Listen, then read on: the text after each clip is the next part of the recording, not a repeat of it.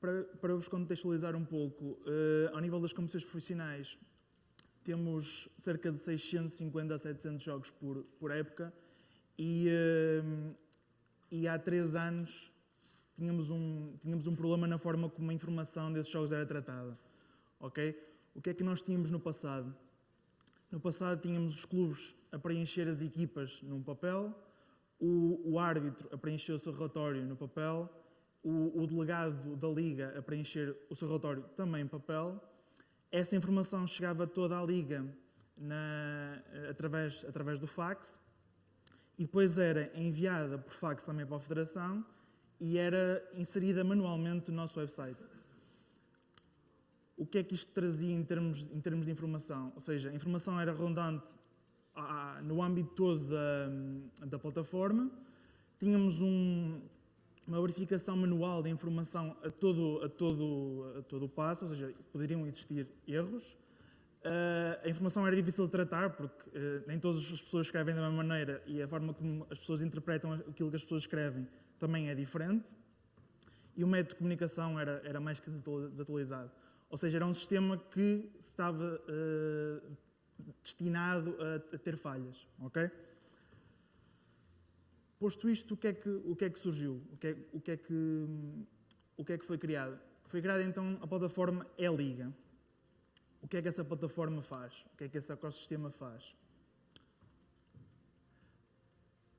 Tem 2 objetivos principais, que é haver um aumento na segurança dos dados que são transmitidos, ou seja, através da atualização do método de comunicação e de diversas camadas de segurança nas plataformas, e a criação do novo rótulo de dados oficiais, dados esses que seriam partilhados por todas as plataformas de comunicação que a Liga possui, como é o exemplo do site e da aplicação. E esses dados poderiam ser distribuídos de uma forma mais fácil para os adeptos e para os fãs. Posto isto, qual foi a estratégia para a desmaterialização de todo este processo? Tivemos então a criação de parcerias críticas com parceiros tecnológicos, no caso, na altura, a parceria entre a Liga, a Federação e a Samsung na criação da plataforma, a eliminação dos protocolos de comunicação que eram obsoletos, o aumento da eficácia do processamento de dados que chegavam à Liga e, tal como eu tinha referido anteriormente, a eliminação da redundância de dados.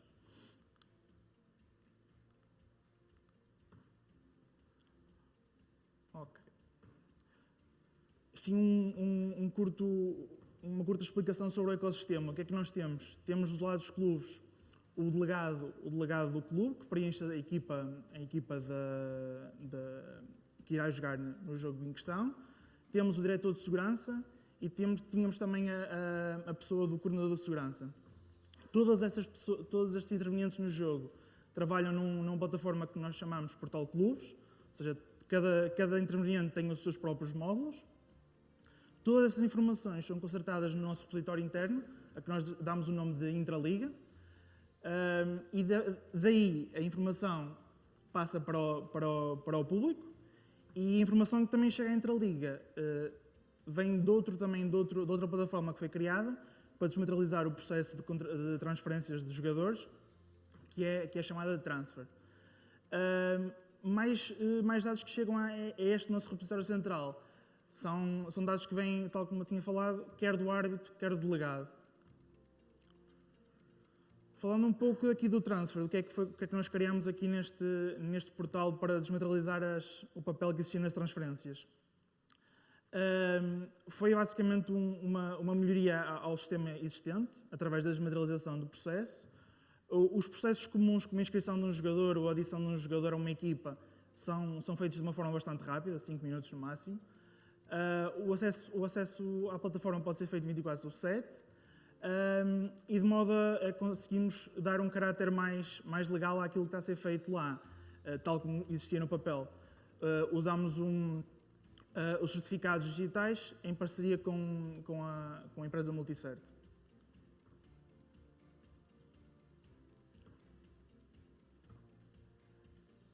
A nível das equipas, o que nós fazemos antes do arranque do campeonato é Todas as suas equipas definem os kits com que vão jogar durante a época e depois, para cada jogo, os kits são verificados. Ou seja, o que é que acontece? Nós temos a liga, que define os kits que irão ser usados pelas equipas, e depois, quer o árbitro, quer o delegado, na sua solução no tablet, que eles têm um tablet onde podem ver a informação toda, podem validar essa informação e, caso haja algum problema, podem alterar essa solução de equipamentos. A partir do momento em que ela é escolhida, fica automaticamente disponível no nosso website, ou seja, as pessoas que consultam o website conseguem perceber de qual equipa vai jogar, com que equipamento é que a equipa vai jogar.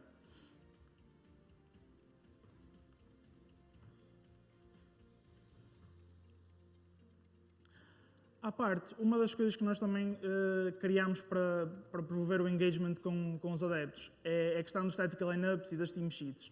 O que é que acontece?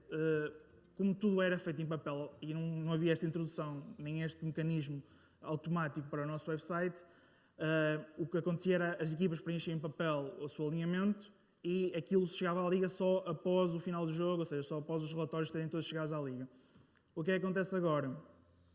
Até 1h15 antes do jogo, as equipas preenchem o seu alinhamento, o seu line-up, e após isso, ou seja, cerca de 60 minutos antes do jogo começar, o árbitro consulta no seu tablet o alinhamento das duas equipas, valida se é preciso fazer alguma alteração ou se, caso algum jogador esteja lesionado ou não, e valida as equipas. A partir do momento em que as equipas são validadas, estas são automaticamente disputadas quer no site da Liga, quer na app da Liga. Isto faz com que os dados cheguem aos adeptos de uma forma muito mais rápida do que chegavam anteriormente.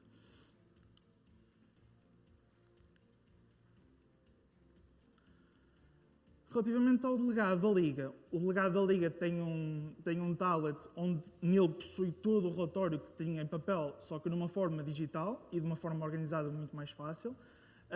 Basicamente aquilo é uma aplicação quer para o delegado, quer para o árbitro, e aquilo faz com que os relatórios, além de serem muito mais fáceis de serem preenchidos, cheguem muito mais rápido à Liga e de uma forma muito mais limpa e muito mais clean.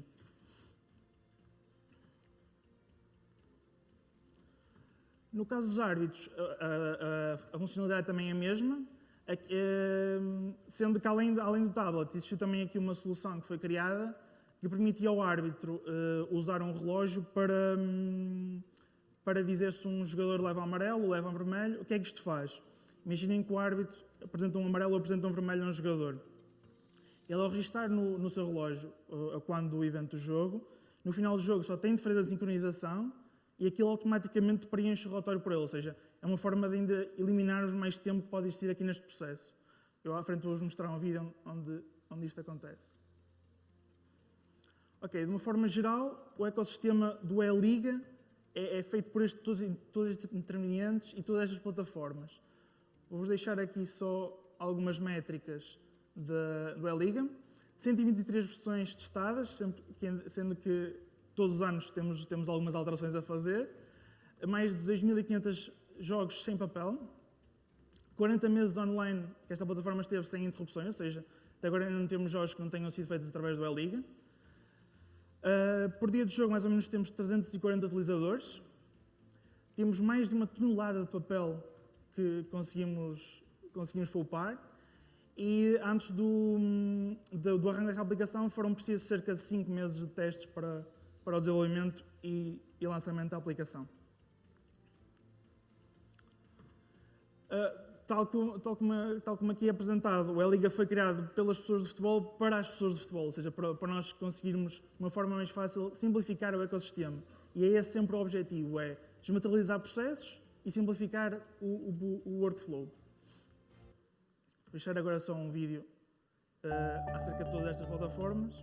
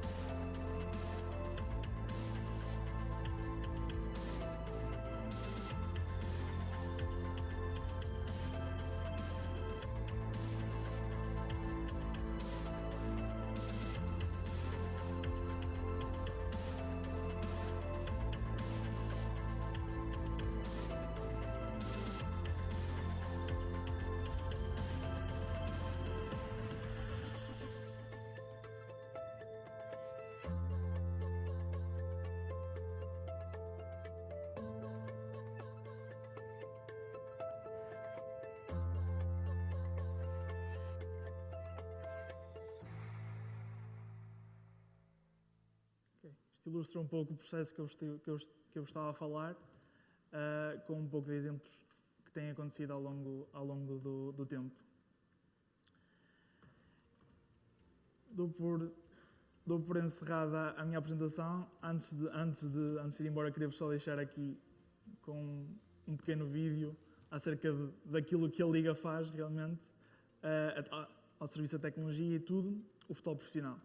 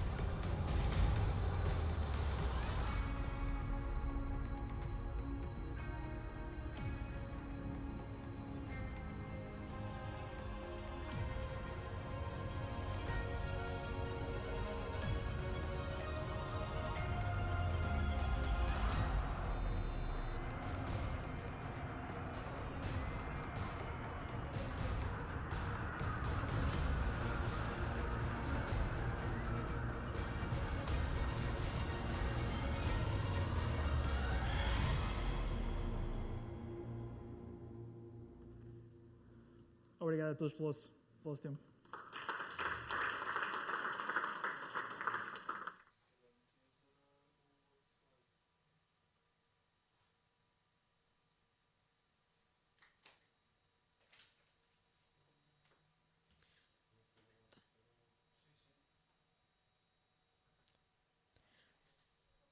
Passo agora a palavra a Hugo Freitas.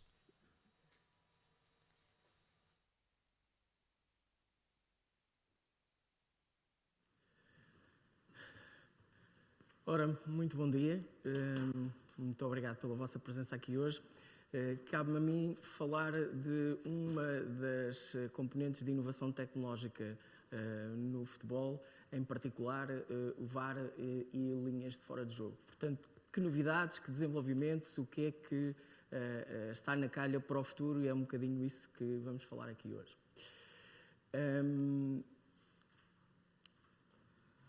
Hoje em dia o VAR já não é propriamente uma novidade, já está, é bastante reconhecido pelas pessoas, pelos adeptos de futebol, está entrosado, está de alguma maneira já ligado não só à cultura do futebol, mas também à cultura das sociedades de uma forma transversal. De qualquer das maneiras, apenas uma pequena explicação técnica para quem tem o interesse e a curiosidade sobre como é que na realidade o sistema funciona, não tanto na sua componente de operação, porque essa vocês certamente que a veem em casa cada vez que há uma intervenção, mas sobretudo toda a componente humana e técnica que está por detrás. Portanto, nós temos todos os estádios da Liga NOS ligados por fibra a 10 gigabits. Essa fibra vai toda ter a Torre de Monsanto, que depois faz de plataforma giratória que nos fornece via as várias vias de vídeo e áudio, o sinal que depois, por sua vez, chega à cidade do futebol. De uma forma muito genérica, é isto que acontece. Temos também nos estádios, e foi um processo que foi melhorado com o passar dos jogos e da sua implementação, salas técnicas nos próprios estádios onde nós concentramos equipamento que é responsável pela transmissão dessa parte de vídeo, e posso-vos dizer que em qualquer jogo, do ponto de vista de recursos humanos, estão envolvidas equipas na casa das 20 pessoas para poderem garantir que o sinal chega aonde tem que chegar e que o retorno também é possível, visto que, como sabem, os árbitros têm que poder não só falar, mas também ouvir e ver as imagens que são alvo de análise. Como eu estava a dizer, o VAR já não é propriamente uma novidade, e isso é uma coisa que me deixa bastante satisfeito. Quando começámos este projeto com um grupo de 5 outras entidades, na área do futebol, o próprio IFAB tinha este projeto como estando pendente de avaliação. Isto é, num primeiro ano não haveria a certeza se realmente o VAR vinha para ficar ou se vinha apenas durante um ano e depois desapareceria. Como sabemos hoje, veio para ficar, o IFAB já o disse oficialmente, e portanto temos mais de 730 jogos em variedíssimas competições diferentes, algumas das quais eu pessoalmente tenho bastante orgulho. Fomos a primeira federação e a única durante bastante tempo que teve vídeo-árbitro numa competição feminina, que foi a final da Taça de Portugal. Temos na Primeira Liga, na Supertaça, na Taça de Portugal, no Campeonato de Portugal e também já fizemos vídeo-árbitro na preparação da Seleção A para o Mundial. Como é que eu sei que a sociedade em geral, e transversalmente não só em Portugal, mas a vários países, como é que eu sei que, ou quais é que são os indicadores de que realmente o VAR já não oferece particularmente grande polémica do ponto de vista da sua utilidade ao futebol? Bom, podemos comprar t-shirts, podemos encontrar memes na internet onde os mais jovens agarram nas imagens que foram utilizadas e apresentadas no Mundial de 2018 e converteram numa sala de jogos do Fortnite. É um meme que vocês podem encontrar com facilidade na internet. Há um adepto do Flamengo que em todos os jogos se veste como um árbitro, vai para as bancadas e faz o gesto que os árbitros fazem relativamente ao VAR. Já pegou, as crianças vão ter com ele, pedem-lhe autógrafos, é literalmente uma figura da torcida do Flamengo que já é bastante incontornável, e se vocês pesquisarem com muita facilidade no YouTube vão encontrar este senhor que tem muita graça. A Parafernália, para quem não conhece, é um canal de YouTube com cerca de 12 milhões de subscritores, que tem um engagement de vídeo na casa dos 7, 8 milhões, e que tem uma rubrica inteira dedicada ao VAR como uma espécie de árbitro em casais. Portanto, aconselho-vos também vivamente a ver isso. Para quem aprecia o estilo de humor, como é o meu caso, é bastante engraçado e toda a componente do VAR foi muito bem integrada nisto, e é com este tipo de indicadores que nós sabemos que isto já não é particularmente uma coisa que cause grande frição. Continuamos todos nós, evidentemente, a ter opiniões sobre a utilização da tecnologia no futebol, o que é que faz, o que é que não faz, se é benéfica, se não é, mas penso que hoje em dia é bastante consensual que o VAR veio para ficar e veio para trazer uma melhoria bastante significativa à chamada de justiça do futebol. Aquilo que é recente, na realidade, são o sistema, ou é o sistema das linhas de fora de jogo, ou são as linhas de fora de jogo, conforme queiram. Nós, após a entrada do VAR em produção, durante cerca de 2 anos e meio, procurámos sistemas que nos conseguissem oferecer a fiabilidade necessária para podermos trazer os mesmos para dentro do futebol profissional. Procurámos bastante, a tecnologia ainda tinha, à data, há 2 anos e meio atrás, bastantes falhas do ponto de vista de maturidade, implementação e etc. E, no entanto, podem porventura dizer sim, mas nós já vemos linhas de fora de jogo na televisão há muito tempo. Bom, essas linhas de fora de jogo são, com toda a certeza, parte da narrativa do futebol que nós vemos na televisão, mas não poderiam, com toda a certeza, ser utilizadas de um ponto de vista técnico por questões de precisão. Não só isso, não era possível implementá-las em todos os estádios, era preciso evoluir a tecnologia a um ponto onde as condicionantes de diferentes estádios, e elas existem, como nós sabemos, não fossem um obstáculo para que as linhas de fora de jogo existissem para todos. Isto é, qualquer tecnologia que se implemente numa competição tem que ser para todos, ou então não é para ninguém, por razões absolutamente óbvias. Portanto, o que nós fizemos, fomos a cada um dos estádios da Liga NOS, fizemos medições no campo através de laser scans, criámos uma wireframe única por cada um dos estádios. Portanto, cada estádio em Portugal tem uma wireframe que é específica com base nas medidas desse campo. Foi uma equipa, juntamente com profissionais da Federação e da empresa que nós contratámos, a SMT, que é norte-americana e que já faz isto há muitos, muitos anos, na NFL. Perdão. Utilizámos várias ferramentas especializadas para a medição e depois no final acabámos por criar precisamente esta representação tridimensional que nos ajuda depois a calibrar o sistema durante a fase de setup antes do jogo começar e que faz parte hoje em dia se quiserem, do running order de setup do sistema de vídeo árbitro.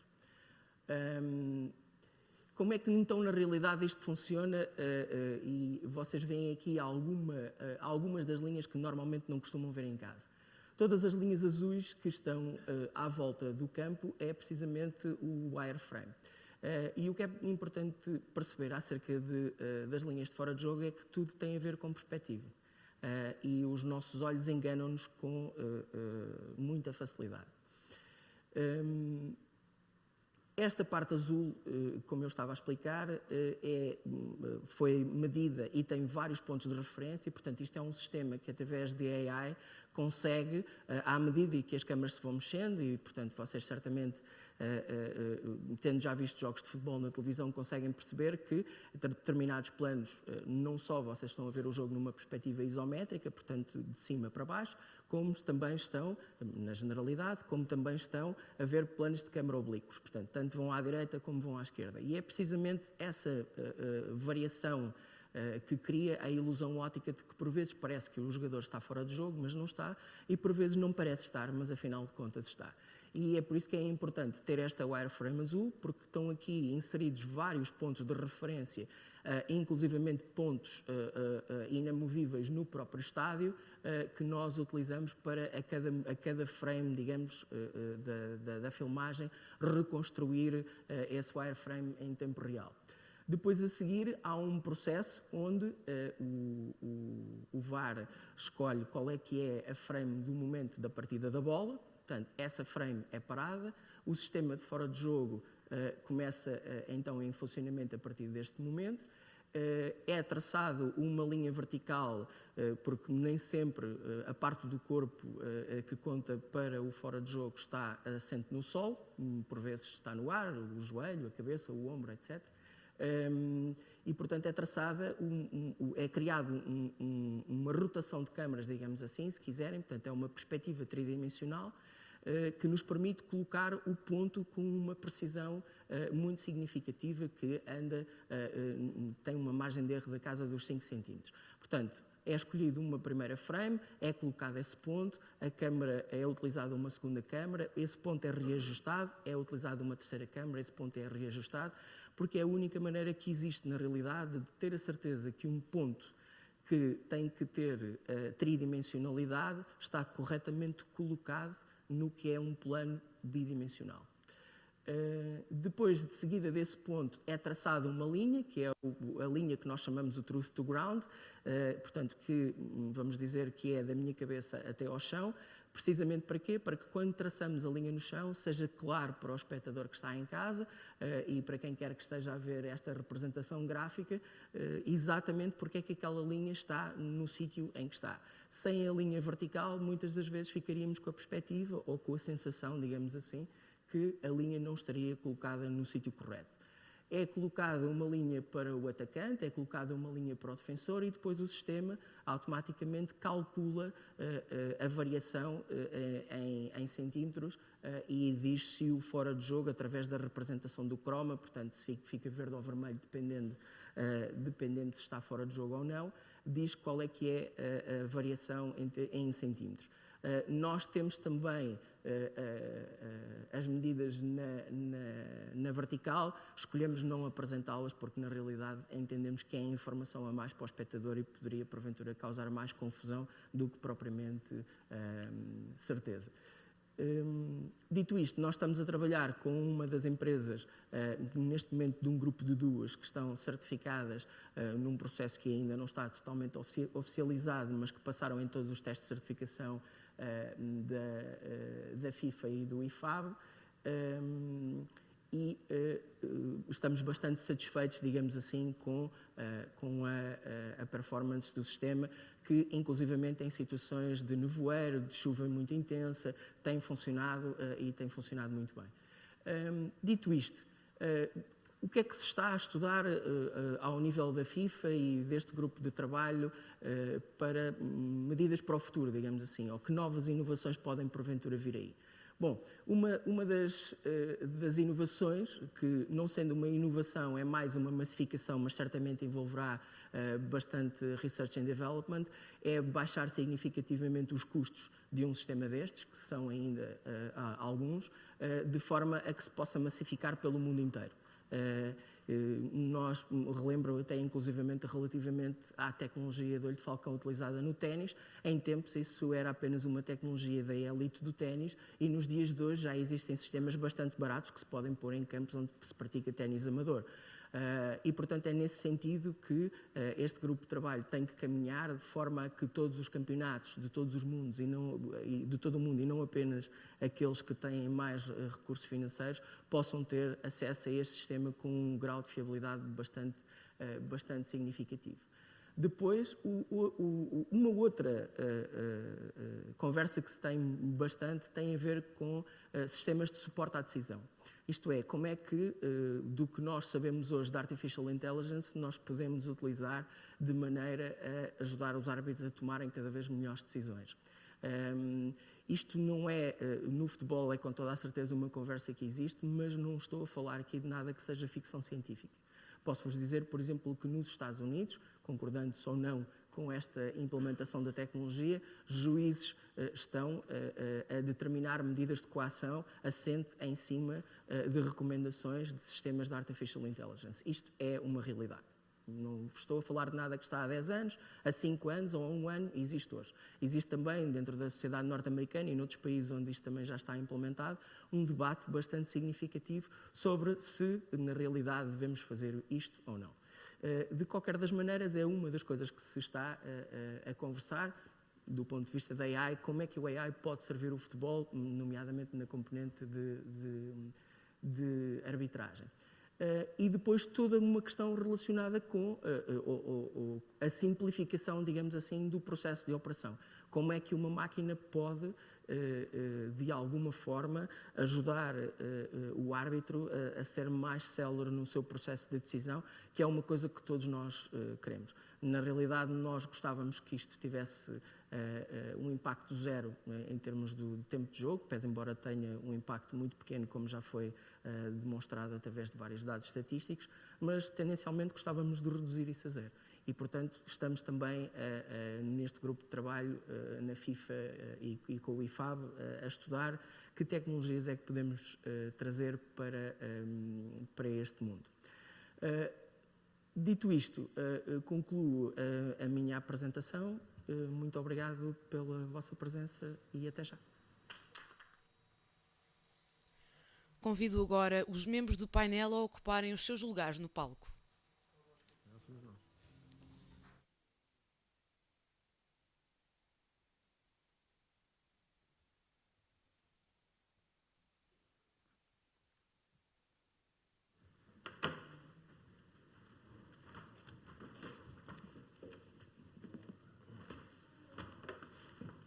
Aí os nomes.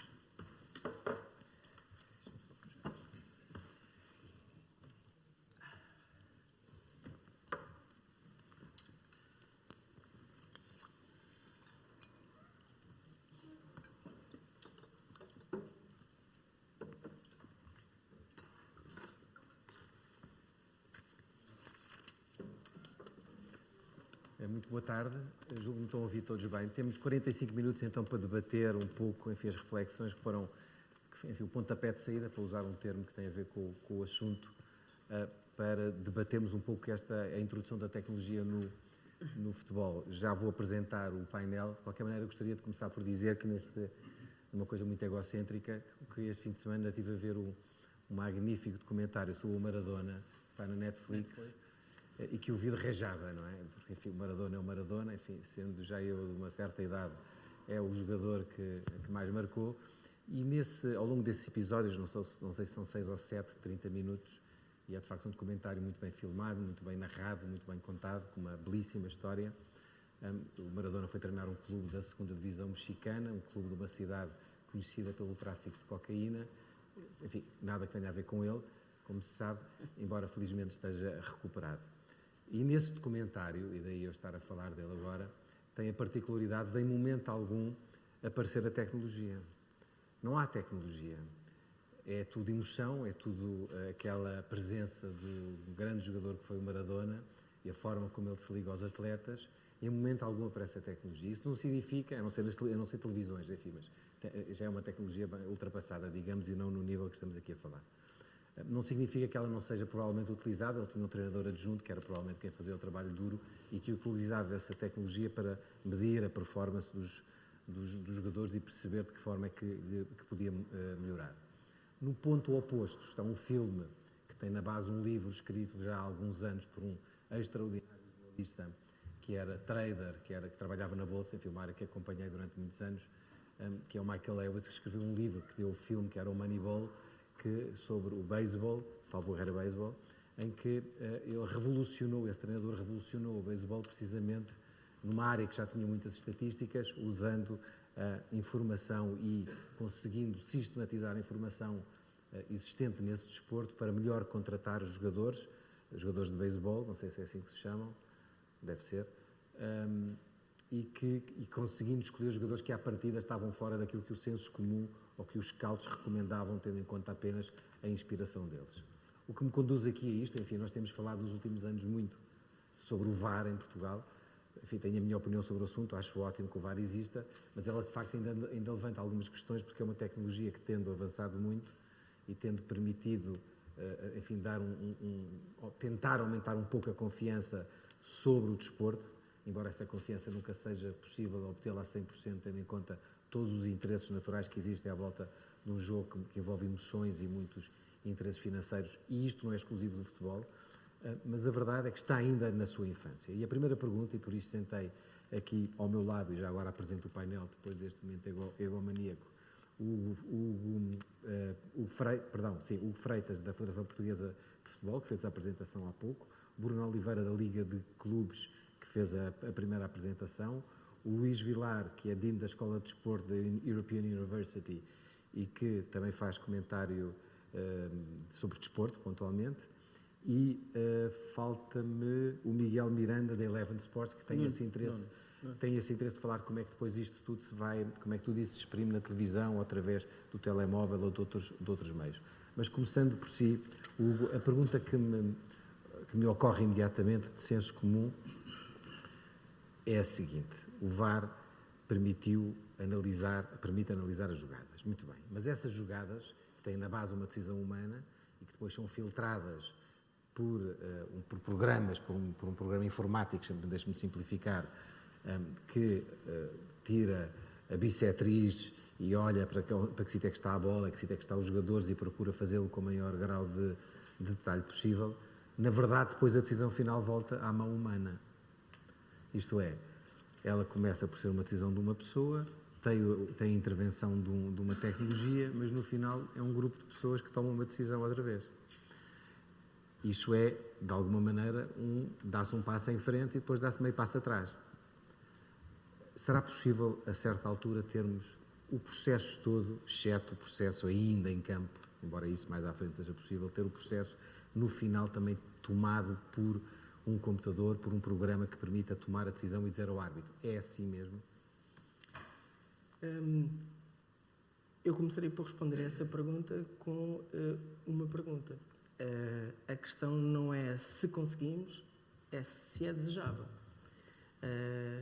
Quando começou a sua introdução, falou da emoção do futebol, falou de uma ausência mais significativa da tecnologia em tempos passados, e para mim a questão está precisamente aí, isto é, até que ponto é que é verdadeiramente desejável eliminar a componente humana do futebol, mesmo ao nível da arbitragem.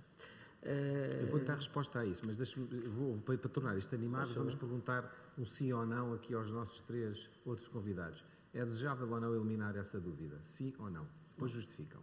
Não. Não é desejável eliminar?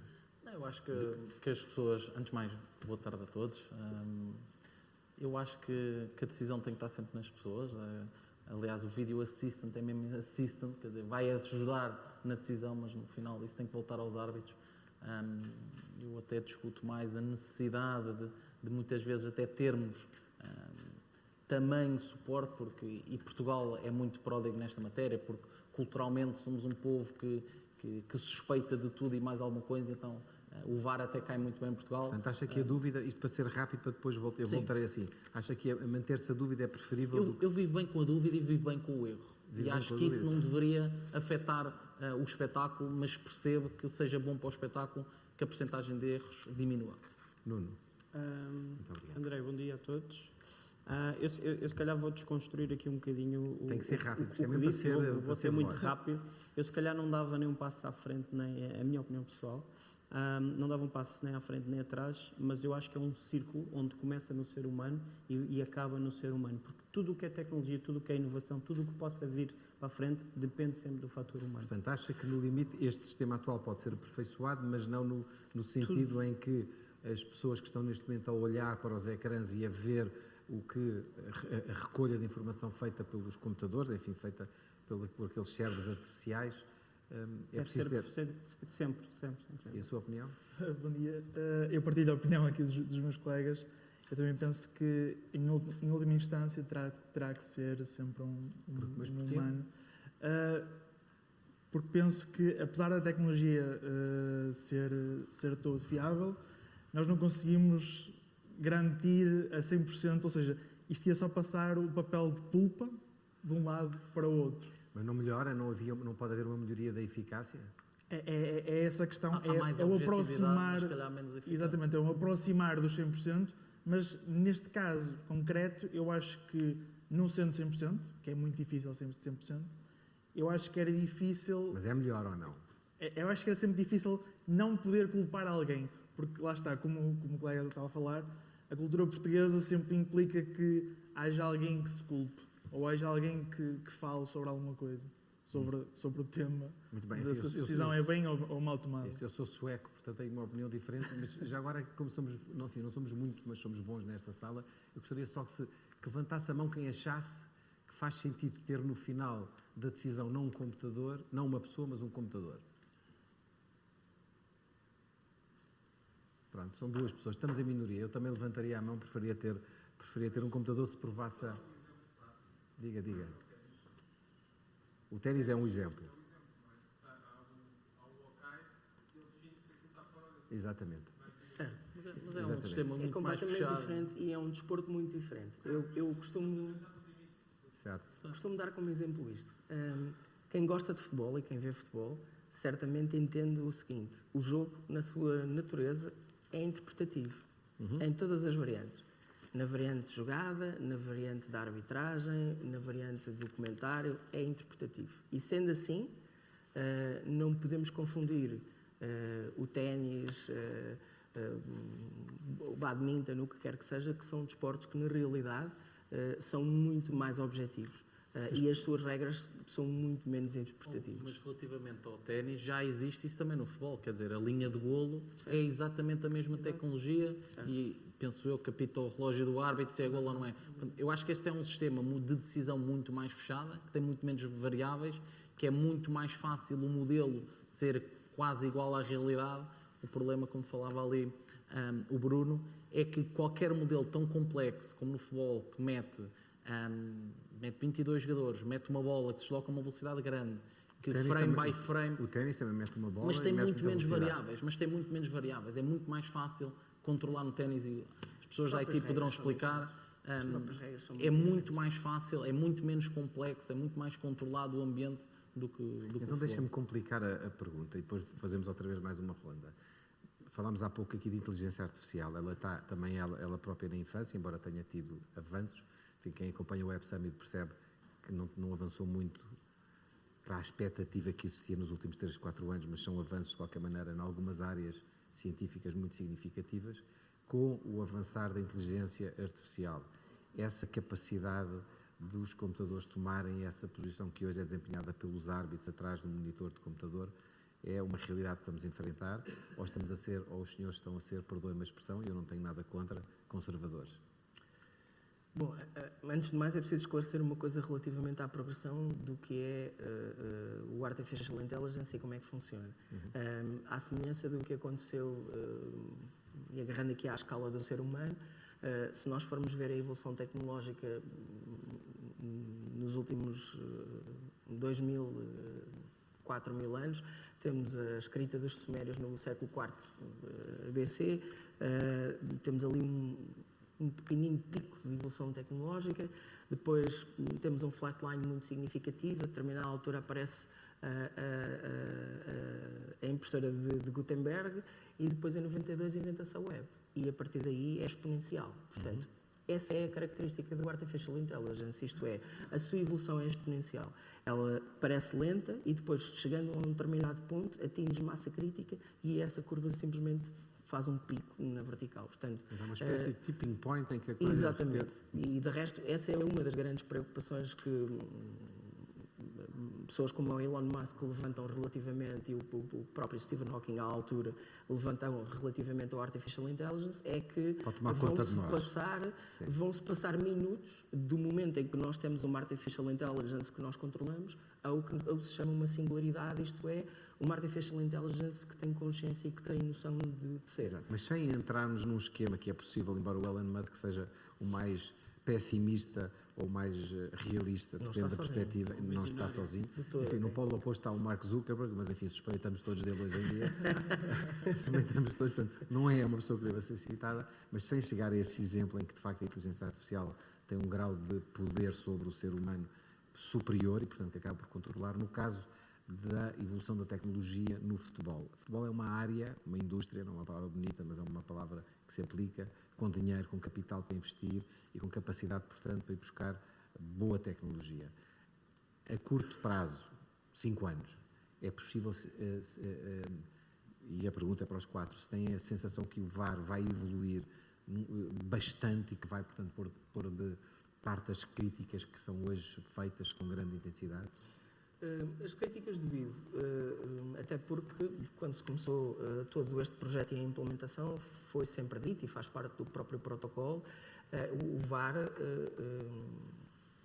tem como premissa base uma mínima interferência e um máximo benefício. Isto precisamente para preservar aquilo que é a identidade do futebol.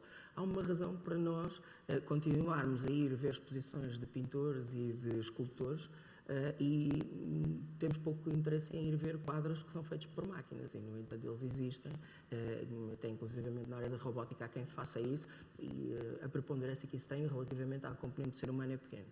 Se as pessoas de tecnologia estão, ou quem está ligado a essa indústria, está a ser conservador ou não, não. Na realidade, no espaço de 5 anos, não tenho grandes dúvidas que Então, esses sistemas de suporte à decisão vão existir. Onde é que acha que pode Se vão melhorar? ser utilizados ou não, isso já é outra conversa. Se eu lhe tivesse a perguntar, e pergunto de novo aos 4 para isto ser animado, onde é que pode evoluir mais a tecnologia a curto prazo? Do ponto de vista do futebol, Sim. eu sinceramente apostaria numa criação de imersividade relativamente à maneira como o futebol é consumido, muito mais do que investir grandes quantidades de recursos em arbitragem, porque o futebol não Mas é eu refiro-me arbitragem. ao VAR, em questão, na relação do VAR, na forma como é feito o controle das decisões dos árbitros. Onde é que pode haver uma maior evolução? Eu diria que no limite nos sistemas de suporte à decisão, sempre como assistente. Em que sentido? No sentido de criar a homogeneidade nas decisões, que é uma coisa que eu acho Como é que isso há... faz? Cria-se o Supremo Tribunal de Justiça do Não, VAR, é são isso? datasets. São datasets. É da mesma maneira que nós alimentamos qualquer sistema de AI com um dataset e inteligência depois artificial. a máquina, na sua rede neural, vai criando diferentes ponderações nos vários nós. Essa informação vai sendo alimentada e o sistema vai criando essa Significa homogeneidade. que depois a máquina toma decisões tendo em conta as tendências, é isso? Tendo em conta aquilo que é a decisão da maioria num determinado lance, sim, isso é uma possibilidade. É um risco também, nesse sentido. Com toda a certeza. Tem alguma opinião sobre o assunto? Eu tenho, eu responderia. Eu até diria mais. O grande problema do VAR não é a tecnologia. Está longe de ser a tecnologia. Aliás, a tecnologia do olho de falcão, que há pouco falámos no ténis, foi inventada em 2001. Com todo o respeito pelos mais que trabalharam na tecnologia e que fazem um excelente trabalho, Eu acho que o problema não está na tecnologia, ou as críticas que têm vindo a lume não é da tecnologia, é do protocolo, que é o protocolo, quando é que se utiliza, quando é que se não se utiliza, quem é que diz para utilizar, quem é que não diz para utilizar. Então concretizo, o que é que está mal em concreto? Eu acho que vai mudar, Ou vai haver devia ser- como é vai que haver devia uma ser afinação do protocolo. Mas o que é que significa isso? Como é que devia funcionar? O que é o protocolo? O protocolo é, por exemplo, quem é que num lance que o árbitro não tem dúvida pode ou não levar, dizer ao árbitro para ir ver? Não pode. Só se o árbitro tiver dúvidas é que o VAR pode dizer. Portanto, há aqui um conjunto de especificações Portanto, do o que está protocolo. a dizer é que se não é tecnológico. o impulso vem do árbitro, é ele que toma a decisão. Não. É o protocolo de como é que o árbitro faz para consultar as imagens. Como é que acontece hoje isso? Hoje, como acontece, é, em casos de dúvida, o árbitro pode chamar o VAR. Em caso do árbitro. Se o VAR souber, se o árbitro vir que há um erro, pode alertar o árbitro, mas se ambos tiverem dúvidas e o árbitro não pedir para ver, então a jogada passa ao lado. mas E eu não- acho que o mas protocolo ao é que vai fazer andar. isso não Por exemplo, retira a soberania do árbitro? os fora de jogo demasiado claros, quer dizer, deixa-se os jogadores correr 30, 40 metros para no final marcar-se, quer dizer, aquilo foi demasiado claro, mas manda o protocolo que se deixe continuar. Eu acho que a grande evolução vai estar ao nível do protocolo, não vai estar na tecnologia, porque eu acho que a tecnologia é muito boa. Mas só para responder uma coisa muito rápida. Depois te perguntaste também onde é que o negócio está a ir, onde é que a tecnologia vai realmente Não foi um influenciar. negócio, foi Sim. a tecnologia. A Também é tecnologia. negócio, sim. Sim. Eu acho que o grande papel da tecnologia está na transmissão dos conteúdos esportivos, como diz aqui o tema do painel, que já está aqui o Nuno também a fazer um trabalho nesta matéria. Mas ele é já lá vamos, convencido, eu só queria arrumar a questão do VAR. que é a porque questão das OTT. Já vamos falar das OTT e do VAR, mas queria arrumar o VAR como, enfim, é um assunto que traz sempre discussão e que as pessoas, enfim, algumas presentes saberão, outras não, como é que funciona. Eu, de qualquer maneira, olhando aqui para os seus apontamentos, verifiquei que 27% do total de intervenções do VAR terminam em avaliações erradas. Eu gostava de saber duas coisas. Qual é a fonte desta informação? Não, isto foi um estudo científico que se fez nas primeiras 11 jornadas Quem? da época passada. Foi a Universidade da Beira Interior, que tem trabalhado muito com a Federação. Mas isso não é o problema. Por exemplo, o grande problema da decisão, e isto é uma questão académica, que é os árbitros são bons a decidir porque as pessoas pensam porque eles veem. Não, a questão da decisão é uma questão de movimento. A expertise do árbitro está em posicionar-se de um modo correto, de antecipar o jogo para estar no sítio certo a decidir. Ou seja, quando nós desacoplamos o que é a percepção da ação e quando estamos numa sala só a ver vídeo e estamos sentados e não temos movimento, há uma diferença de julgamento brutal. O paradigma de tomada de decisão é totalmente diferente. Isto é uma questão académica e científica muito grande, mas é para vos dizer o seguinte: há diferenças entre tomar a decisão em ação e tomar a decisão em vídeo. E o que vai acontecer é que as pessoas que estão a ver em vídeo não têm que ter o mesmo treino que as pessoas que estão em campo. E hoje são todos árbitros que estão a vir para aqui. Não. Tomar decisões em vídeo é completamente diferente de tomar decisões em campo. Esse advérbio de modo significa o quê? Completamente diferente em quê? Vou-lhe dar uma É verdade que uma pessoa exemplo. que está sentada à frente do computador não tem que correr como os A outros. expertise da decisão do árbitro não está no ver, está no movimentar. É isso que as pessoas têm que perceber. É como, por exemplo, os melhores árbitros correm menos. Os melhores jogadores correm menos. Os melhores jogadores correm menos. Os melhores jogadores correm menos. A liga que se corre menos é a Não diga Champions isso, não League. diga isso ao Cristiano Ronaldo, que Ouça, se farta de correr. isto são dados. Não se farta de correr. É um engano. É um engano que se farta de correr. Hoje Aliás, correrá um bocadinho menos, mas eu lembro que ele corria uma quando leva, não né? sabia jogar, corria mais. A liga que se corre mais é a Liga Escandinava, a liga que se corre menos é a Champions League. A seguir é a Liga Inglesa. Ao contrário do que as pessoas pensam. Porque quem sabe não precisa de correr. Antecipa perceptivamente e está no sítio certo à hora certa. Muito bem. O que acontece com o árbitro é igual. Os bons árbitros não têm que correr muito, porque eles sabem onde é que as jogadas vão acabar, sabem onde é que têm que estar para percepcionar o lance. Os grandes erros dos árbitros, aliás, até numa zona cinzenta em que o árbitro auxiliar não consegue ver e o outro está do outro lado, por isso é que eles se deslocam em diagonal, tem a ver com a percepção, tem a ver com o movimento. Ele tem que estar bem posicionado para percepcionar bem e tomar a decisão certa.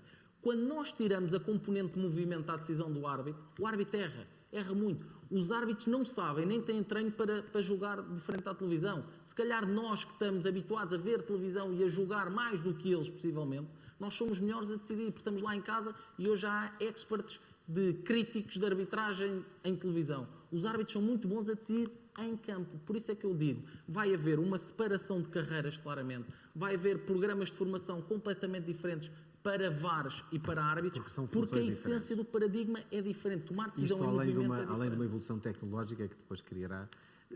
Tirem-me só uma dúvida. Do ponto de vista tecnológico, aquilo que acontece no campeonato português, isto é, os meios ao dispor da Federação Portuguesa de Futebol, enfim, os meios ao dispor para o VAR em Portugal são idênticos aos que existem nos outros países. Há uma uniformidade nos meios tecnológicos usados, no número de câmaras, nos programas, etc. Bom, a questão do número de câmaras foi um tópico de debate durante o primeiro ano e inclusivamente até durante o segundo ano de implementação do vídeo-árbitro, e mais tarde o IFAB veio clarificar isso. Porque tinha a ver com os jogos com cobertura televisiva Tinha a ver portanto, com toda a componente de produção que não é controlada pela Federação Portuguesa de Futebol. No entanto, de qualquer das formas, isso foi um tópico que já ficou Consolidado. fechado há muito tempo. Mas são idênticos ou não aos outros países? São 4. Muito depende dos jogos que estamos a comparar. Por exemplo, se estivermos a comparar uma Liga Espanhola, um clássico, para vocês terem uma noção, entre o Real Madrid e o Barcelona tem 48 câmaras. Porque eu saiba, nunca se fez em Portugal um jogo O com Sporting 48 Porto tem câmaras. quantas? Nem todas são utilizáveis. Um Sporting Porto terá à volta de umas Eu disse 16, Sporting por simpatia. de 16, 18. Evidente. Portanto, clássicos em Portugal terão à volta de 16, 18. 16. Mas atenção, o que é importante perceber é que mais não é necessariamente melhor. E a questão do número de câmaras, Isso é uma velha ultrapassando É a velha a desculpa, questão. mais Não, é verdade, porque agarrando, por exemplo, numa câmara que é a Beauty Shot, para que é que ela serve num vídeo-árbitro? Para absolutamente nada. Nada, certo. Não há qualquer. Há câmaras que inclusivamente estão destinadas a filmar exclusivamente o treinador. Mas além da câmara, todo o dispositivo informático que existe, o software, é idêntico É idêntico e em muitos casos melhor. e em muitos casos melhores. Ele foi preparado, feito em Portugal? Foi feito com uma parceria entre a Altice e a Media Pro e sim, foi desenhado em Portugal. E ele tem sido vendido para algum país, para fora do país? Tem bastante, sim. Para onde? Bastante. Esteve implementado em Espanha até há bem pouco tempo, Grécia, enfim, há uma lista de uns 12, 14 Portanto, exporta. países. Portanto, a tecnologia portuguesa do VAR tem... Sim, a Federação não tem- está envolvida nisso, como poderá imaginar, mas os parceiros exportam... Os parceiros que fizeram o programa certo, acabaram connosco, por fazer isso. Sim, sim. Muito bem. E são chamados como consultores a outros países muitas vezes. Nós próprios, na cidade do futebol, já falamos com muitas federações Ótimos. e ligas que vêm para Que vêm absorver observar e ver. conhecimento. Sim. Na sua apresentação falou muito de desmaterialização, que também é uma palavra que já tem alguns anos, e vimos que há aqui uma série de ganhos, de facto, evitam-se, e falou disso, os erros que eram cometidos quando se passava do papel para depois uma folha Excel ou para um programa informático. Mas não referiu que erros é que eram corrigidos, isto é, que tipo de erros é que antes eram mais cometidos e que agora deixaram de existir? É um pouco como eu estava a explicar a quando da apresentação.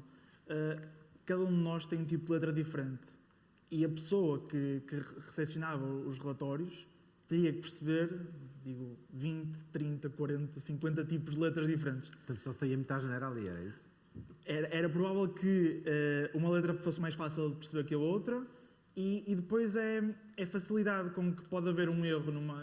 Imagine, por exemplo, um árbitro ou um delegado a fazer o seu relatório, imagine que o árbitro durante o jogo dá o amarelo ao número 5, mas no relatório enganou-se e colocou o 6.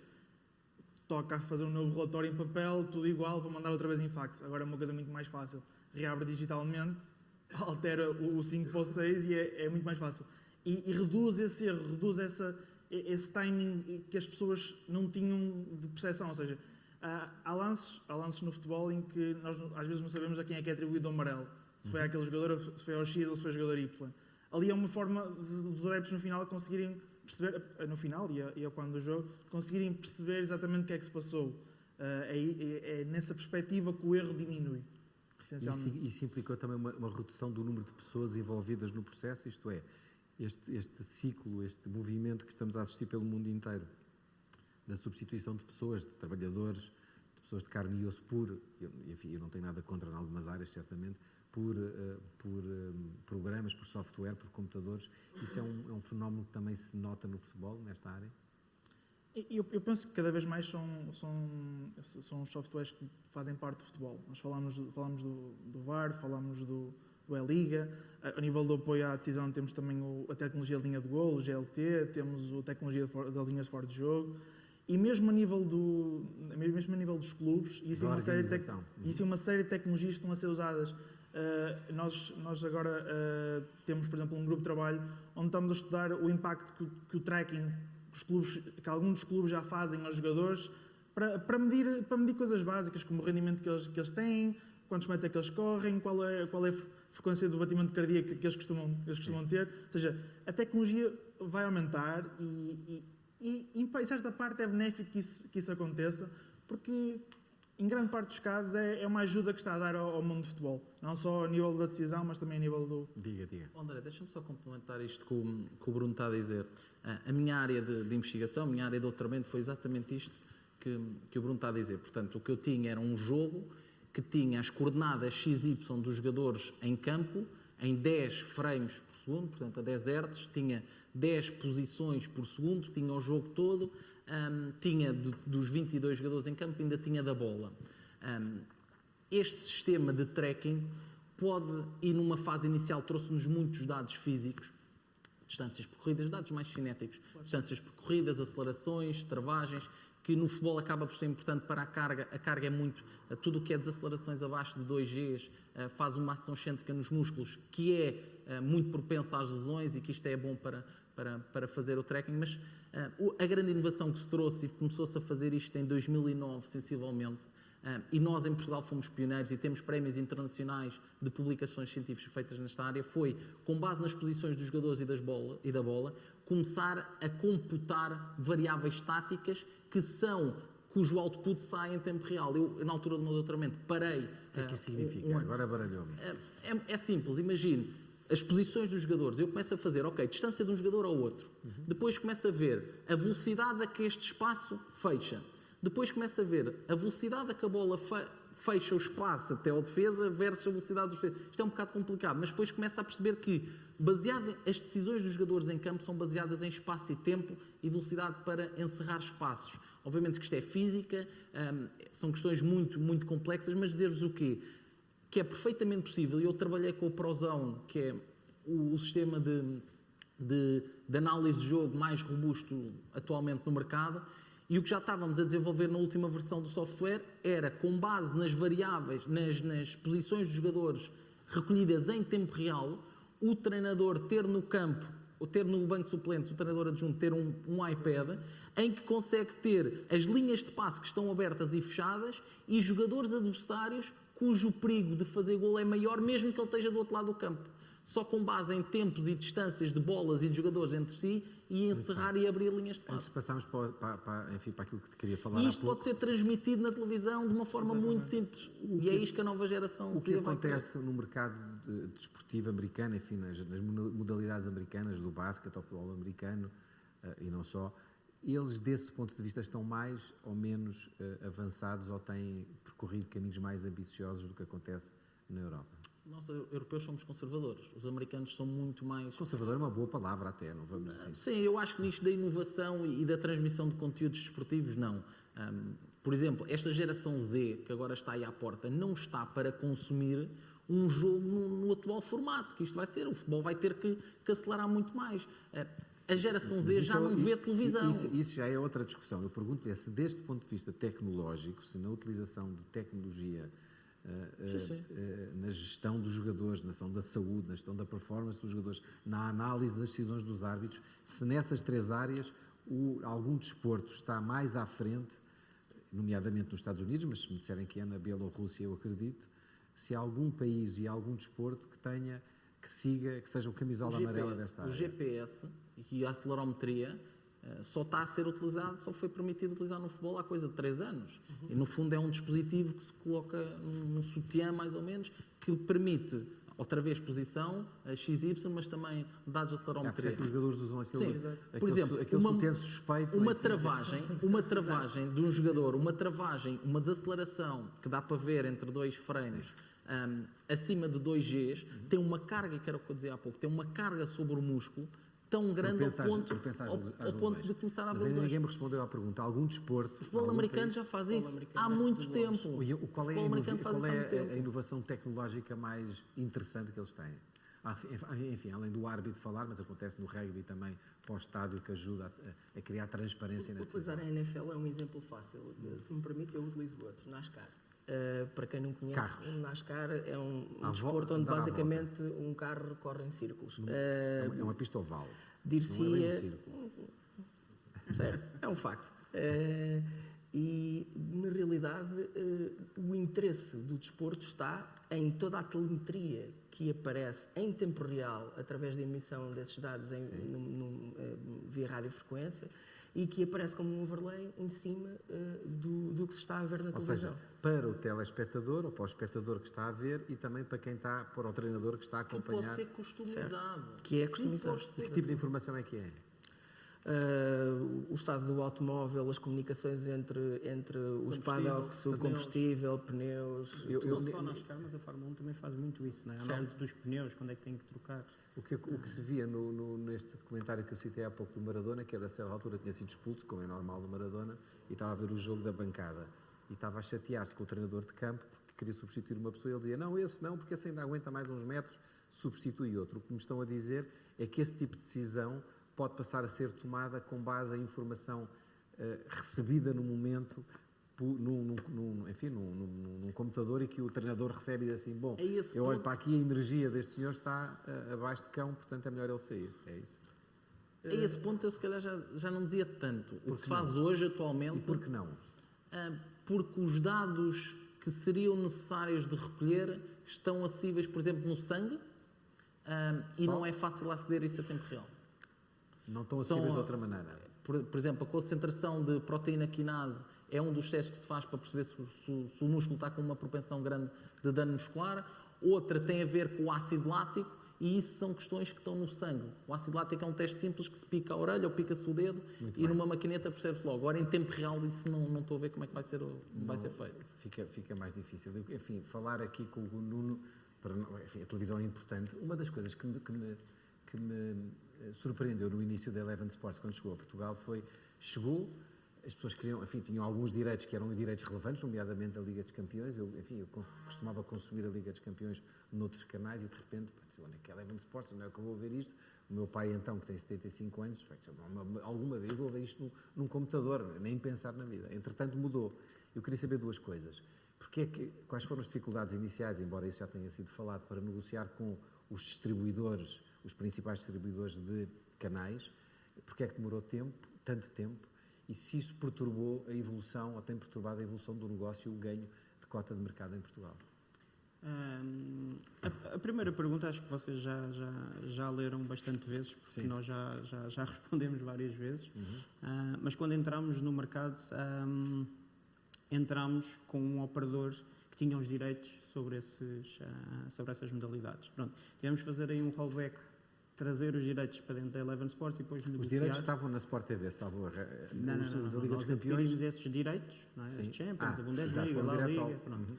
Mas para entrar em Portugal, fizemos um acordo na altura com a Nova, ex-Cabvisão, e eles tinham os direitos sobre essas modalidades. Pronto. Resolvida essa parte, sentámos à mesa com os operadores e no dia 12 de fevereiro deste ano assinámos e disponibilizámos em tudo o que era plataforma em termos de operador. Set-top box, as plataformas depois também digitais que eles fornecem aos seus clientes. E muito rapidamente, nós sabemos, acho que às vezes as pessoas não têm ideia, mas nós temos dos melhores operadores a nível europeu. As condições que dão aos consumidores, a nós, estamos aqui todos. Estamos a falar da Altice, da NOS, Altice, Mel, da neste Vodafone caso, e da Mel, nós, sim. Vodafone e a própria Novo. Portanto, são 4. melhores em que sentido? Melhores em termos tecnológicos. Esta coisa, por exemplo, dos 7 dias para trás, não é? O que depois na gíria do over the top se diz catch-up lá fora, foi uma das coisas que, quando foi implementado em Portugal, canais, por exemplo, ou operadores como a Sky, ainda não tinham isto muito bem desenvolvido. Portanto, só para verem que realmente nós temos, em termos de tecnologia, estamos bastante avançados. Pronto. E precisávamos, e nós queríamos, era um objetivo principal, porque não queríamos romper com o mercado, de chegar aos operadores, porque os operadores detêm, não é, mais de 90% do mercado, por alguma razão, não é? Eu vou aqui ao lado e tenho mais de 30 canais de TDT. Claro. Pronto. E no momento que o fizemos, houve esse boom, não é? Aliás, anunciámos em menos de 2 meses que fizemos a barreira dos 100 mil clientes, portanto, em 1 mês e meio Esses 100 tínhamos mil passado clientes, esses 100 mil desculpe, clientes. uma ignorância, eu devia estar mais informado. Os 100 mil clientes são de uma assinatura ou Uma assinatura mensal, Mensal. anual, era o total, era o geral de parte 100 de mil, clientes mas que nós compara mal ainda, com, por exemplo, com a Sport TV. tínhamos. Certo. Oficialmente, acho que aqui ninguém sabe, não é? Pelo menos público, quantos clientes é que eles têm. Não se suspeita? Fica para mim. Partido 600 mil, connosco. mas não, nem pouco mais. Os são Nem pouco mais. não, deixar são isso. 500, 600, não são 500, 600 mil, como se Não. diz? Não. Então são quantos? Mas à parte, Porque eu acho que depois porque podemos esses- falar isso em off, acho que não Mas estamos são- todos curiosos aqui na sala. Pois, mas não deverei ser eu, claramente a Eleven Sports, a Não há dizer aqui quantos clientes é nenhum, que não há aqui tem. nenhum jornalista presente. Se há que saia da sala agora. Não há.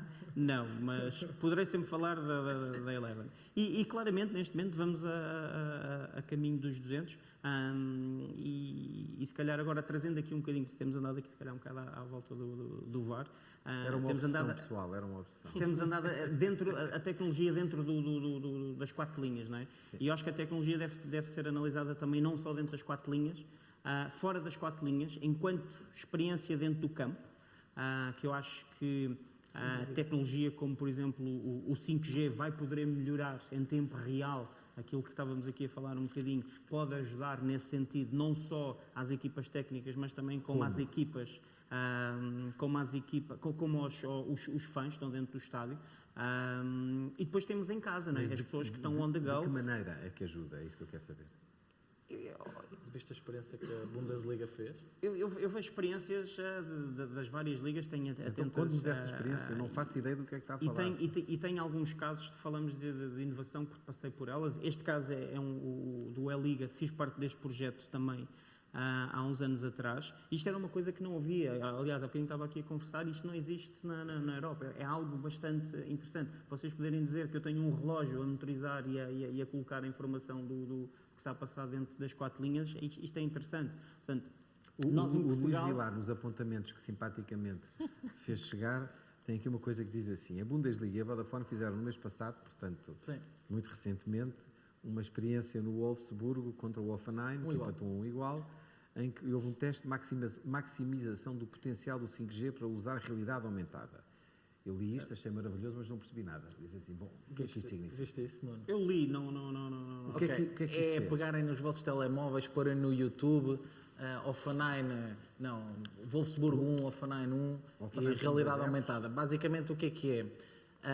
A Vodafone e a Bundesliga fizeram uma parceria para o 5G, portanto os estádios equipados a 5G, telemóveis equipados a 5G, e o que o 5G nos permite, e eu não sou da IT, não vou explicar isto bem, mas é basicamente o delay entre o que está a acontecer e a informação que está a atraso. chegar é muito rápido. Ou seja, Chega muito rapidamente. há menos a atraso, informação. é mais Há rápido. menos, sim, há menos. E com a realidade aumentada, o que as pessoas estavam a fazer é com o telemóvel 5G, apontavam para dentro de campo, viam no telemóvel o que estava a acontecer dentro de campo, mas em cima dos jogadores vinha a velocidade a que eles estavam a percorrer, as distâncias que eles estavam a ter, em cima do telemóvel. Hoje nas fábricas já se faz isso também. As pessoas que estão a trabalhar em fábricas têm tantas peças que com os óculos simplesmente vem a realidade aumentada e vem as setinhas e o manual de instruções está embutido nos óculos. O que já está a acontecer, isto é real, e no YouTube vocês veem esse vídeo, é a malta a ver o jogo de futebol com o telemóvel à frente e aceder em tempo real aos muito, dados. Não é muito prático. Já parecemos malucos a tirar fotografias com o telemóvel à frente, então vai ser sermos do outro mundo. Eu tenho uma grande expectativa relativamente a isto e eu acho já vi eu estar a falar consigo aqui assim, então diga-me Mas lá, isso somos nós, estes miúdos que aí vêm, eles vão utilizar, mas eu tenho a certeza absoluta que eles vão utilizar. Eu dou-lhe 2 exemplos, e trazendo aqui não só a realidade aumentada, mas como também a realidade virtual, que também fiz parte noutras andanças, que foi, todos aqui já visitaram o Museu do Cristiano Ronaldo, não sei se já visitaram. quem é que cometeu a blasfémia de não ir ao Quem é que já visitou?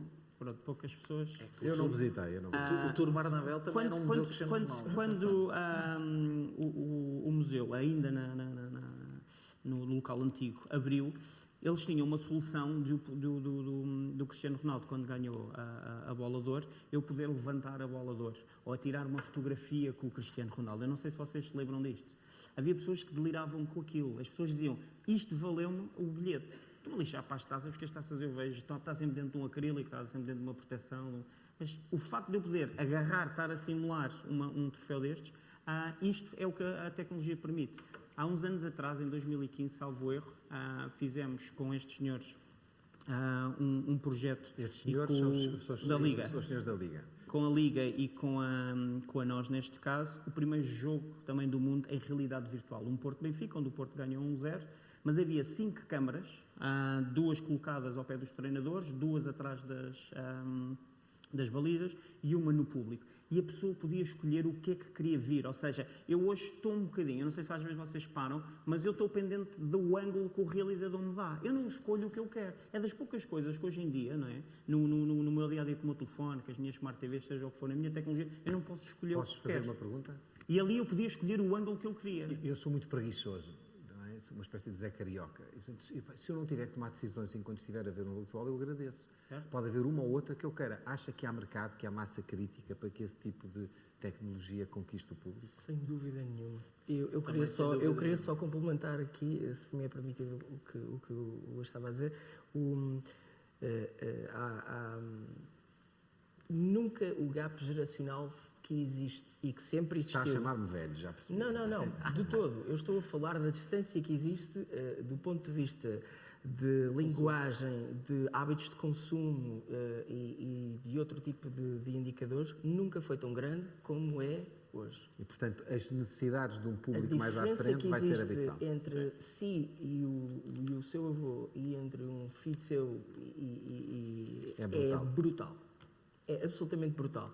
E o que nós temos que perceber relativamente ao mercado, e é bom que percebamos isso agora, enquanto ainda estamos no topo da montanha, é que a nova geração que vem aí, Vai ter um grau de exigência maior. brutalmente maior, Uma relação nós- mais... A palavra é feia, interativa, mas é uma... certo, nunca se consumiu tanto vídeo horrível, como horrível. se consome hoje. Eu acho que essa vai ser a chave. Eu dou um exemplo, e desculpa lá, e trazendo agora aqui a Eleven Sports. A Eleven Sports chegou Por em acaso, vai agosto, trazer por acaso. Exato, por acaso, há um ano. E há um ano não se fazia Facebook Live em Portugal. Jogos de futebol não se fazia. Nós fizemos mais de 20 o ano passado. O que é que é Facebook É ver um Live? jogo de futebol. Transmitimos Bundesliga, La Liga. Para os Era ver assinantes. um jogo de futebol no Facebook. Isto hoje falado, não é? Se É calhar uma aqui página temos aqui- fechada do Facebook que só os... necessita sempre de autenticação, porque o Facebook assim o permite, não é? Mas o facto de eu ter essa experiência, de eu poder ver um jogo em aberto, não está num canal, mas na plataforma que eu praticamente carrego durante o meu dia-a-dia 10 ou 15 ou 20 vezes, isto é impressionante. Hoje falamos e Tem muita gente a usar isso? Houve muita gente Tinha, a experiências? tinha. Sim, é o quê? Deixa-me dar-te os números. chegámos a ter peak live view a mais de 7 mil pessoas. Mais de 7 mil pessoas a ver o jogo. Temos mesmo que fechar, que eu prometi que fechava a uma, mas Só para dar aqui uns números claros. Os clubes de futebol, que é o que estamos aqui até a falar mais, têm 4 grandes receitas. Portanto, direitos de transmissão televisiva, a bilhética, o marketing e agora esqueci-me o outro, e os prémios UEFA. Fundamentalmente Os prémios? 4. Os prémios da UEFA. os prémios da UEFA por Os vitória nos portugueses jogos. inventaram uma quinta fonte de receita que é os jogadores. Parece um bocado excessiva essa afirmação, não é? A venda de jogadores é que inventaram todos, não é? Que é dos os brasileiros. Não. Fonte de receita, aliás, a UEFA nem aceita as receitas de jogadores como uma fonte de receita. Os clubes brasileiros. Isso Não, uma questão não é uma fonte de isso é receita.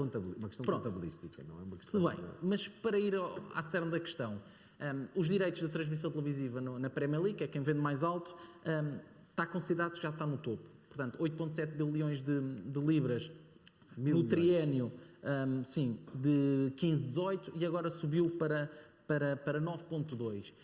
E é aceito por toda Só a para as gente, pessoas até, terem aliás, uma ideia, 9 mil milhões de euros é um bocadinho menos do que o país gasta em saúde pública por ano. há 3 anos. Portugal. Pronto, há 3 anos. O que é que o OTT está a fazer? O OTT está previsto que até 2025 a receita de transmissão dos jogos vai aumentar em 75%.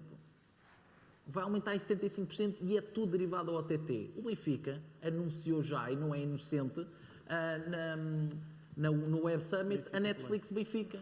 Não é?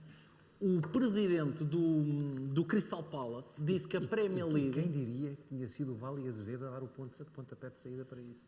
Não, uma coisa extraordinária. Vocês reparem, Quem quando diria, falamos não é? em OTT, nós falamos de repente comunicar para toda a gente. Tem uma estrutura de custos muito menor, numa fase inicial talvez não. É vendido, os clubes estão a vender isto a $9, a 9 libras por mês, sensivelmente. Deixa de haver um modelo tripartido e passa a ser bidirecional, ou seja, verdade, entre o major era que tu consumas. e o cliente final. Não é? Deixa Que era de haver isso um que não- intermediário. Exato, era isso que não havia. Estes majors grandes, estes líderes, começaram a ver se eu posso ter o cartão de crédito, se eu posso ter os dados destas pessoas todas que não tinha, porque é que não o posso ter? E por isso é que vamos sofrer este ano e o próximo ano acho que ainda vai ser mais, porque vai chegar também Portanto, as a empresas de Disney Plus. telecomunicações são empresas de cabos que estão, são empresas de distribuição de cabos São intermediários. e que são intermediárias. E o acesso aos dados Mas que do têm neste momento utilizador massa crítica. e o acesso aos dados do utilizador é fundamental para os departamentos Temos que de marketing. acabar, porque eu prometi só uma pergunta de 10 segundos a cada um. OTT, fantástico, estupendo, extraordinário. E a pirataria? Como é que é? Já cabe disto tudo, depois. É claramente para nós, Eleven Sports, o grande concorrente em Portugal. O vosso concorrente são os piratas. É a pirataria, E claro. perdem quanto? Tem noção de quanto é que perdem? Temos noção dos números, não são números oficiais, mas são centenas de milhares de pessoas a aceder. Centenas de milhares em que período? Podem estar acima do 500 000. Sim, mas em que período de tempo? Grandes, estamos a falar de grandes jogos. Um Sporting, lá estou eu outra vez, um Sporting Benfica. Eu não tenho os dados oficiais, sei de casos. assim, Vi o passado, um grande jogo entre dois grandes clubes portugueses, não o Sporting. Chegaram quase a um pico, identificados Sporting, isso é uma provocação. quase de 1 milhão de pessoas Quase a ver 1 milhão. esse. Quase 1 milhão. Portanto, nós temos identificados à volta de 500 E não 000. há grande solução para isso. Que é? Mas a solução não é tecnológica, a solução tem a ver com o modelo de negócio. A partir do momento em que nós consigamos apelar, e como disse há um bocado e bem, à preguiça das pessoas, ganhamos. Isto é, a partir do momento em que me sai mais caro levantar-me, agarrar num computador, ligá-lo à televisão, encontrar um stream que tem fraca qualidade, que para fazer buffer uma série de vezes, versus pagar um valor que eu considero que vale o tempo que eu estou a gastar a fazer isto, eu penso que a pirataria diminui de uma forma muito significativa. A pirataria pode, Mas para pode isso é preciso obrigar a que os massificar, preços... e por isso é que o OTT é absolutamente com mais fundamental massa neste crítica, processo. os preços podem reduzir-se e, portanto, Exatamente. ser um desincentivo ou um incentivo negativo. E para como quem diz tem o Ivan. dúvidas disso, basta vocês observarem o comportamento de qualquer criança com 12 anos. Olhem para quem tem em casa e vejam que muitas das vezes estes miúdos das novas gerações estão ao computador a jogar qualquer jogo, estão no tablet a ver um vídeo e a mandar mensagens no WhatsApp. E tudo ao mesmo Eu tempo. combato isto tudo e proíbo as minhas filhas de fazer isso. Temos um prolongamento de 6 minutos, o que não é mau. O Benfica costuma ter mais alguns minutos. Teve a ver com o VAR. O Benfica costuma ter, quando está a perder, tem sempre mais um VAR. minuto. Eu queria agradecer ao Hugo, ao Bruno, ao Luís e ao Nuno a vossa presença. Agradeço-vos também. Suponho que tenha sido razoavelmente interessante. Muito obrigado. Muito obrigado.